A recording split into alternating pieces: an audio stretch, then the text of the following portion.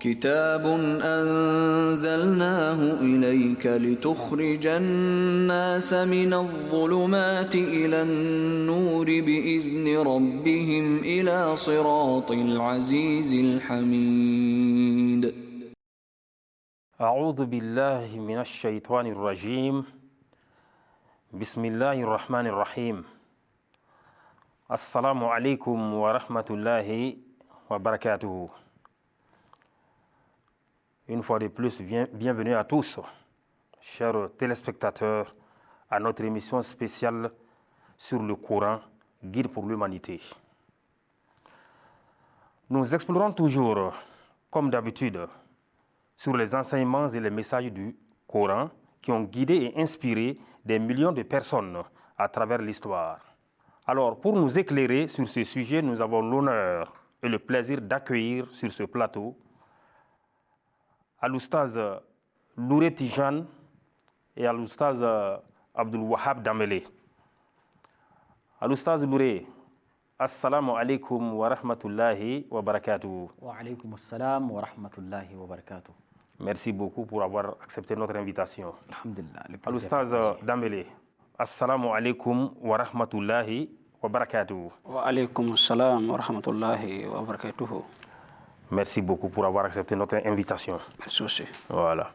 Alors, pour commencer, plongeons-nous, n'est-ce pas, dans la profondeur du Saint-Coran et examinons comment ces versets offrent une guidance spirituelle et morale pour l'humanité. Alors, pour ce faire, l'Oustaz Louré, parlant, n'est-ce pas, du Coran, Guide pour l'humanité. Alors, si on se réfère, n'est-ce pas, à la caractéristique des anges, alors, quelle croyance est partagée par le Coran à propos des anges quant à leur origine? Ashhadu an la ilaha illallah wahdahu la sharika la wa ashhadu anna Muhammadan abduhu wa rasuluh. Amma ba'du fa'udhu billahi minash shaitanir rajim. Bismillahir rahmanir rahim. Alhamdulillahi rabbil alamin. Assalamu alaikum wa rahmatullahi wa barakatuh. Wa alaykum salam wa rahmatullahi. En ce qui concerne la croyance partagée par le Coran à propos des anges quant à leur origine, c'est que les anges sont des êtres de lumière. Ces anges-là aussi sont des créatures de Dieu. Oui. Donc, contrairement à d'autres religions qui pourraient penser que les anges font partie de Dieu, ou bien les anges sont aussi des dieux. Oui. Donc, le Coran dit que les anges sont créés par Allah. Mais c'est des êtres spirituels. Voilà. Donc, quand on parle des êtres spirituels, des êtres de lumière, ça dit qu'ils ne sont pas localisés. Donc, il y a un verset dans le Coran, au chapitre 37, verset 151, qui dit ceci. Ba'da al-isti'aza. Am khalaqna al-malaikata inathan wa hum shahidun. Avons-nous créé les anges femelles alors qu'elles étaient témoins? Donc, c'était une réponse aux mécréants qui prétendent que les anges sont des femelles. Oui. Donc, Allah subhanahu wa ta'ala les a répondu ici. Nous avons créé les anges femelles. Donc, étiez-vous témoins? Oui. Pouvez-vous les témoigner que les anges sont des femelles? Vous qui pensez effectivement Voilà, vous que qui les anges pensez sont des créatures femelles. sont des créatures femelles. Oui. Étiez-vous présents? Donc, ce qui veut dire ici, le verset est clair que les anges sont créés. Sans doute. Sans doute. Donc, il y a d'autres versets qui disent « Ja'il al-malaika ». Donc, Allah subhanahu wa ta'ala a fait les anges. Oui. Donc, ce qui veut dire toujours, ils sont créés. Mais peut-être, Ja'il, ici, on peut dire non, peut-être il a fait d'eux. Ils étaient déjà là, mais c'est Dieu qui les a dominés et il a fait d'eux. Donc, c'est pourquoi ce verset-là est clair pour dire « Am khalaqna al-malaika ». Donc, ce qui veut dire Allah a créé les anges. Ce sont des créatures de Dieu comme nous. Allahu Akbar. Donc, Tout comme les hommes, les anges aussi sont des créatures divines. Merci. Sans doute. C'est ça. Ok. Alors, parlant toujours des anges, parce qu'il y a une autre question qui me vient à l'esprit. Voilà. Maintenant, quelle est la particularité importante, n'est-ce pas, concernant le genre des anges? Alhamdulillah Rabbil Alamin. Comme je l'ai dit tout à l'heure, il y a des gens, il y avait des gens qui pensaient que les anges étaient des femelles. comme aujourd'hui, d'autres continuent de le penser. Comme Allah subhanahu wa ta'ala le dit dans le même chapitre, qui est chapitre 37, donc verset 50. Verset 50, Allah dit « Fastaftihim ali rabbikal banatu wa lahumul banoun » Donc, demande-leur. Donc, à Allah appartient les femelles et à vous les mâles. Et il y a un autre verset qui dit « Inna alladhina la yu'minuna bil akhirah la yusammuna al malaikata tasmiyata al untha » Ceux qui ne croient pas au jour de la résurrection, au jour dernier, ceux-là nomment les anges, ils leur donnent des noms féminins. C'est-à-dire, selon eux, ce sont des femelles. Donc, wa ma lahum bihi min ilmin in yattabi'una illa zon wa inna dhonna la yughni min al-haqqi shay'a. Donc, ils ne font que suivre des conjectures. Voilà. Et les conjectures ne sont rien devant la vérité. Sans doute. Donc, ce qui veut dire dans ces versets-là, Allah répond de façon directe que les anges ne sont ni femelles ni mâles. Parce que ce sont des êtres des lumières, comme je l'ai dit, voilà, selon la conception islamique, ce sont des êtres de lumière. Donc, ce sont des esprits. L'esprit n'a ni chair. Voilà. Donc, c'est parce que nous avons un corps physique. Voilà. Donc, c'est pourquoi souvent, nous sommes femelles et mâles. C'est pourquoi Nabi Isa alayhi salatu wassalam a répondu à certaines personnes qui demandaient, mais quand on va se réveiller le jour de la résurrection, est-ce qu'on va se remarier, oui ou non? Ça, la question est longue. Voilà, mais je vais couper tout court pour ceux qui peuvent vérifier.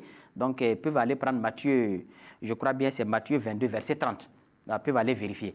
Donc, quand ils demandaient cela, Nabi Isa les a dit, il dit, nous serons comme des anges. C'est-à-dire, on ne sera pas, il n'y aura pas de femelles ni mâles, parce que nous serons des esprits. Donc, quand on parle de mâle, femelle, c'est parce que nous avons le corps. Physique. Après le corps, voilà, le corps physique. Après le corps, quand on l'esprit, est-ce qu'on peut qualifier l'esprit pour dire non, c'est femelle ou c'est mâle? Parce que l'esprit, on ne peut pas le localiser. On ne peut pas localiser un esprit. Donc, ce qui veut dire ici, c'est clair, selon le verset coranique, que les anges ne sont ni femelles ni mâles. Ce sont des créatures de Dieu, ce sont des esprits, donc créés par Allah, et puis qui travaillent aussi, donc qui suivent les commandements de Allah. Voilà. Jazakumullah, Ahsanul Jaza.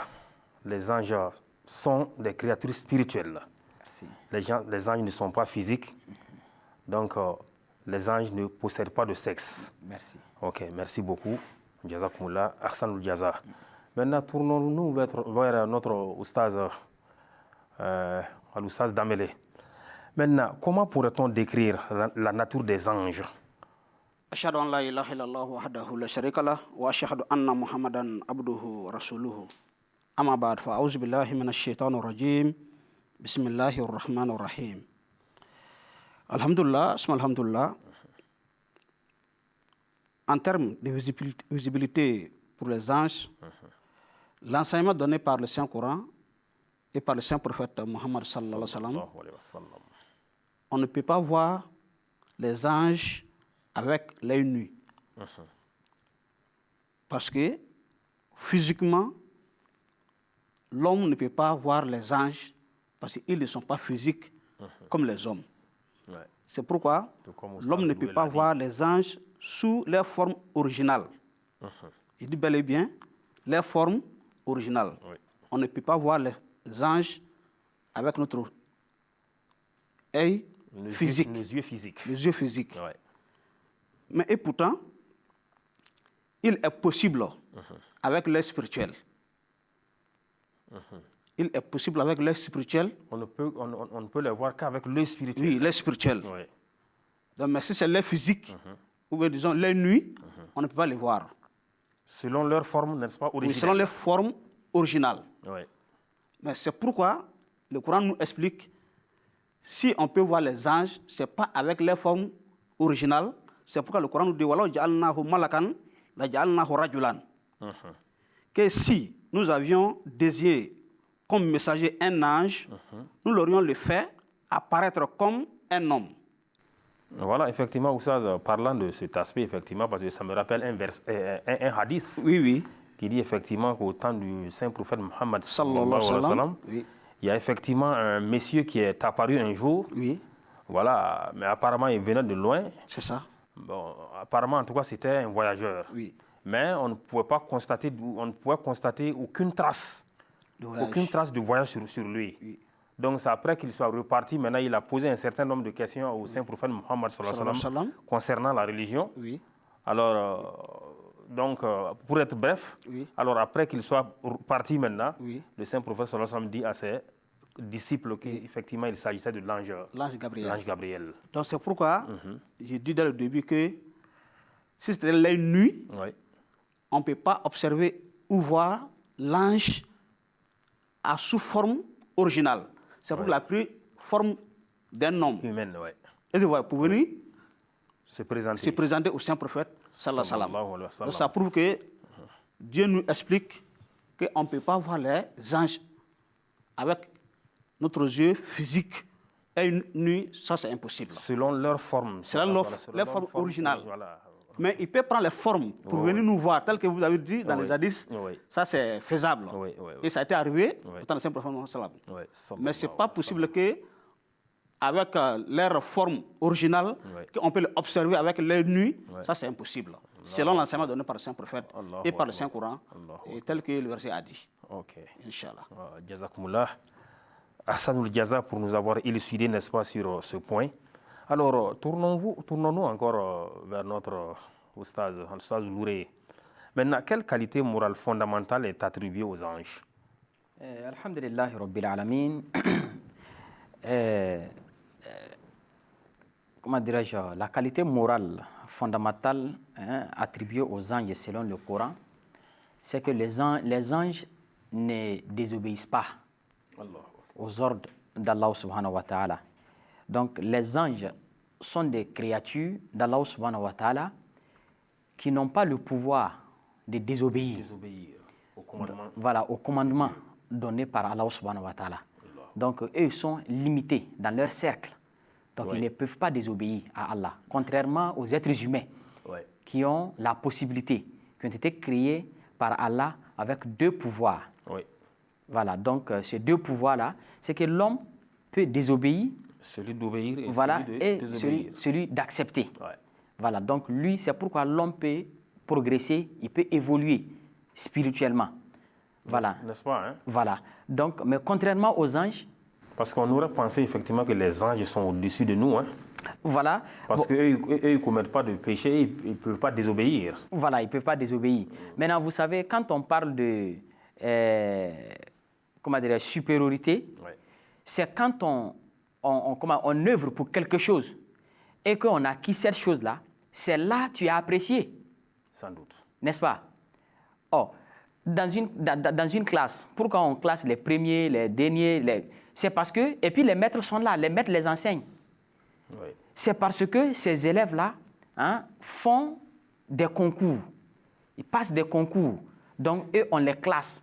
Et tu peux voir aussi un élève en classe, son maître qui l'a enseigné, peut-être il a un diplôme de BEPC, de DEF, et puis demain, son élève peut avoir, le niveau d'université, ainsi de suite, alors que son maître est toujours là. Pourquoi? Parce que son maître, lui, il est déjà calé. Lui ne peut plus évoluer. Ça, ce sont des exemples, quoi, pour qu'on puisse comprendre de façon facilement littérale. Voilà. Donc, c'est pour dire que les anges, c'est vrai, les anges sont des êtres saints, purs, mais ils sont dans leur cercle dans lequel ils ne peuvent plus évoluer, progresser. Ils sont déjà limités. Voilà, parce qu'ils n'ont qu'un seul pouvoir, c'est-à-dire faire du bien, c'est tout. Obéir, c'est qu'Allah subhanahu wa ta'ala l'a dit. Mais contrairement aux hommes qui ont la possibilité de désobéir et d'accepter. Donc alors, Oustaz, si je vous comprends parfaitement, cela veut dire que les deux facultés dont l'homme, c'est-à-dire que l'homme a, alors, donc, ces facultés-là, c'est-à-dire que celle de faire du bien et celle de faire du mal, d'obéir ou de désobéir, donc font progresser l'homme, alors, si je vous comprends parfaitement. Voilà. C'est pourquoi Allah dans le Coran, وَنَفْسٍ وَمَا سَوَّاهَا فَأَلْهَمَهَا فُجُورَهَا وَتَقْوَاهَا قَدْ أَفْلَحَ مَنْ زَكَّاهَا وَقَدْ خَابَ مَنْ دَسَّاهَا. Vous voyez? Donc, Allah a créé l'âme et il a donné des capacités à l'âme. Donc, il a la possibilité de désobéir ou d'accepter. Maintenant, celui qui va purifier son âme, cette personne-là sera élevée. Allahu Akbar. Sera élevé. Et celui-là qui n'accepte pas de purifier son âme, donc cette personne-là sera aussi rabaissée, selon le verset coranique. Mais selon le Coran, pour les anges, c'est « La ya'asuna Allah ma amarahum wa yafa'aluna ma yu'marun ». Donc, les anges sont des créatures qui ne peuvent pas désobéir à ce que Allah subhanahu wa ta'ala les commande de faire. Et ils ne font qu'exécuter tout ce que Allah subhanahu wa ta'ala les demande.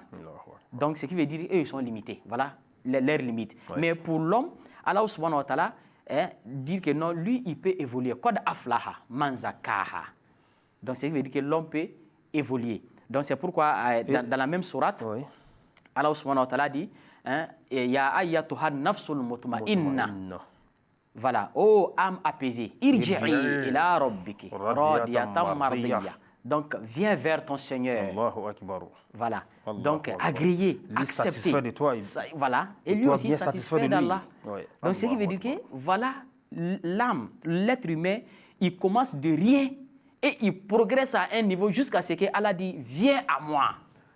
Ah ouais. Et là, ça me rappelle encore un autre hadith qui dit effectivement que lors de leur ascension, bien sûr, spirituelle, voilà, lors de son ascension spirituelle avec l'ange Jibril alayhi salam, à un certain niveau, effectivement, Jibril alayhi salam disait effectivement que lui ne pouvait plus poursuivre. Voilà. Donc, effectivement, c'est le saint prophète lui-même qui est, n'est-ce pas, qui a gravi maintenant les échelons, qui est allé plus loin. Alhamdulillah. Ouais. Donc, c'était une manière pour Allah subhanahu wa ta'ala de matérialiser ce verset-là qui est Ya ayyatuhan nafsul mutma'inna irji'i ila rabbiki radiyatan mardiyya. Parce que souvent, quand le verset est écrit comme ça, donc nous, on ne peut pas comprendre. Donc, Allah va matérialiser ce verset-là pour qu'on puisse comprendre davantage.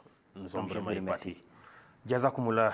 Ahsanul Jaza, Al-Oustaz. Vraiment, nous sommes vraiment épatés par vos explications. Une fois de plus, merci beaucoup. Merci beaucoup.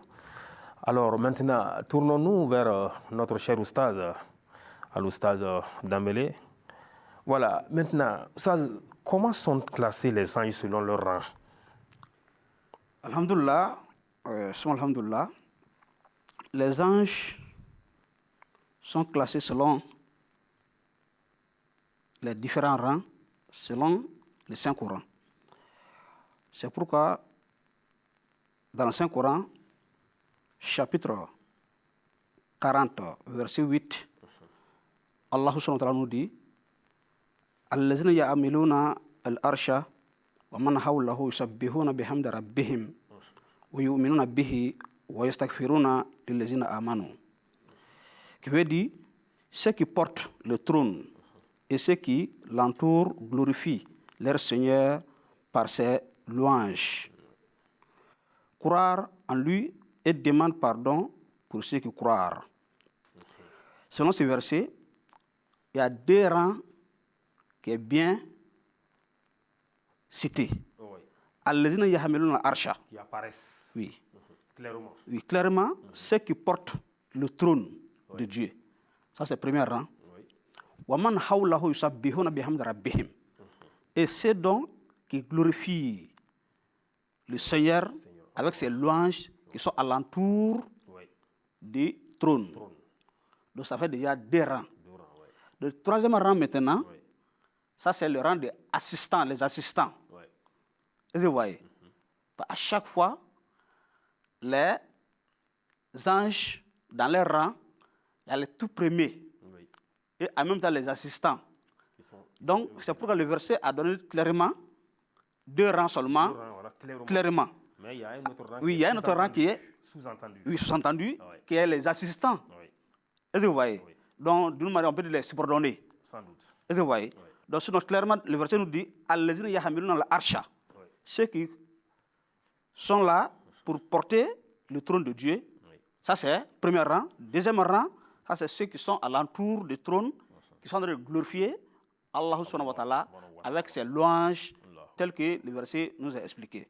Donc, ça nous prouve qu'il y a deux rangs qui est clairement cité et il y a un troisième rang qui est là pour les assistants. Donc, bref, c'est ce qui est dit selon le Saint-Coran, que les uns sont en trois rangs. Inch'Allah. Inch'Allah. Merci beaucoup. Jazakumullah, Ahsanul Jaza, pour ces éclaircissements. Voilà, donc nous rappelons aux téléspectateurs que nous sommes à l'émission Courant, Guide pour l'humanité. Voilà, cette émission effectivement présentée par la MTA. Voilà. Alors, nous revenons vers notre Oustaz, l'Oustaz Bouré. Maintenant, quelles caractéristiques protègent les anges contre toute influence extérieure? Alhamdulillah Rabbil Alamin, wa salatu wa salam ala Rasulillah.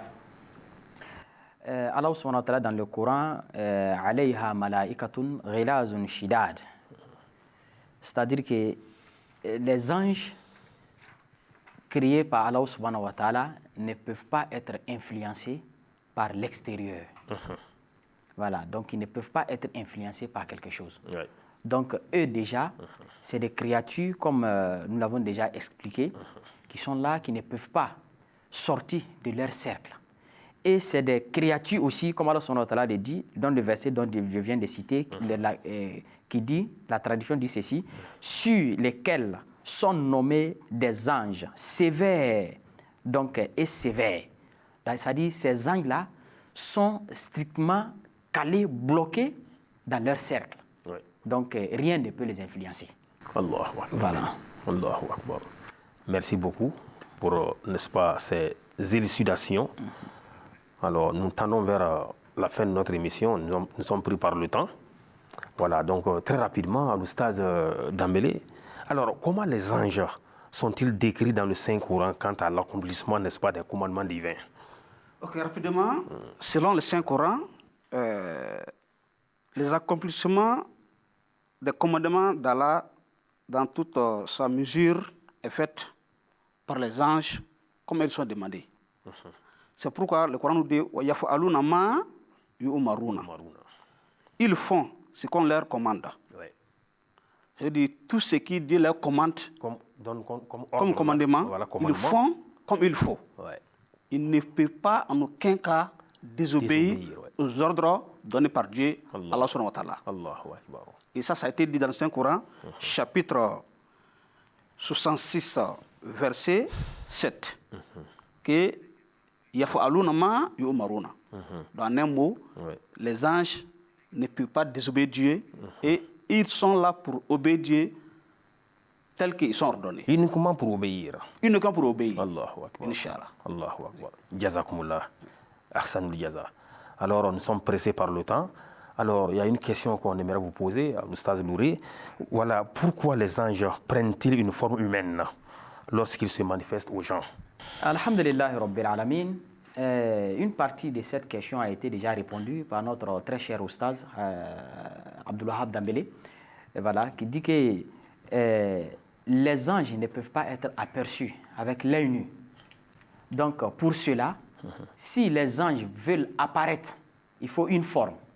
Maintenant, surtout pour apparaître aux hommes, donc pour nous communiquer, donc très généralement, ils apparaissent comme des êtres humains. Ouais. Sinon, il y a sous la forme humaine. Voilà, sur la forme humaine. Sinon, il y a d'autres traditions qui disent aussi que les anges souvent apparaissent sous d'autres formes. Voilà. Différent de Voilà, la forme humaine. différent de la forme humaine. N'est-ce pas? Comme l'ange Gabriel est apparu à Nabiullah Isa, qui est Jésus-Christ, Oui. à la forme d'un oiseau. Une colombe. Une colombe, merci. Voilà, à la forme d'une colombe. Ce qui veut dire qu'ils peuvent apparaître sous différentes formes. Maintenant, ces anges-là aussi, comme nous venons de le dire, le Coran dit Walaw ja'alnahu malakan la ja'alnahu rajulan. Donc, si nous avions fait des messagers, les anges, on allait les faire des hommes. Ce qui veut dire que c'est possible que les anges prennent des formes des êtres humains pour nous communiquer, voilà, pour nous donner certains messages. Donc, c'est pour que nous puissions les voir. C'est pourquoi ils prennent souvent des formes humaines. Mais cela ne veut pas dire que non, ce sont des êtres humains, comme d'autres peuvent le penser. Non, c'est pourquoi souvent, Allah les fait apparaître aussi sous d'autres formes. Sinon, souvent, on allait penser que non, ce sont des êtres humains, parce que souvent, on les voit avec des corps des hommes, ou bien des corps physiques. Donc, c'est pourquoi ils apparaissent souvent avec d'autres formes aussi, voilà, donc, comme les colombes et d'autres aussi. Ok, quoi. Donc ça veut dire que dans ces situations-là, on les voit spirituellement ou bien comment on les voit physiquement? Voilà. Donc, comme je l'ai dit, pour qu'on puisse les voir physiquement. Donc, ils apparaissent avec un corps. Et puis, surtout, Avec très un généralement, corps physique. avec un corps physique et Oui. puis un corps humain. Oui. Pour ne pas nous faire peur. C'est ça. S'ils viennent comme un chien, brusquement, dans notre maison, ou bien venir taper à notre porte, tu ouvres ta porte, tu vois que c'est un chien qui tape à ta porte. Mais tu auras peur. Donc, pour ne pas nous faire peur, donc souvent, ils apparaissent très généralement avec des corps humains. Oui. Voilà, donc Pour qu'on voilà, puisse facilement- pour qu'on puisse facilement les voir avec Les l'œil voir nu. et nous habituer à eux. Nous habituer à eux et puis voilà. les voir aussi avec l'œil nu. Ouais. Voilà, sinon c'est des êtres spirituels. Ok. Voilà, donc comme on ne peut pas les voir avec l'œil nu, donc ils prennent des corps physiques donc pour se présenter à nous souvent. Ok. Jazakumullah, Aksanul Jaza, à l'oustaz Louré. Alors nous vous disons Jazakumullah, Aksanul Jaza, pour avoir accepté notre invitation. Voilà, donc nous espérons vous revoir pour des fois prochaines pour d'autres émissions. Alors, chers téléspectateurs de MTA, je vous rappelle que j'étais en compagnie de l'oustaz Louré Tijane et à l'oustaz Dambélé, qui nous ont beaucoup édifiés sur les profondeurs du Saint-Coran. Alors, nous sommes donc à la fin de notre émission et c'est avec un réel plaisir que je vous ai présenté cette émission. Alors, merci pour votre fidélité et au plaisir de vous rencontrer les prochaines fois pour d'éventuelles émissions. D'ici là, portez-vous bien. Assalamu alaikum wa rahmatullahi ta'ala wa barakatuh. كتاب أنزلناه إليك لتخرج الناس من الظلمات إلى النور بإذن ربهم إلى صراط العزيز الحميد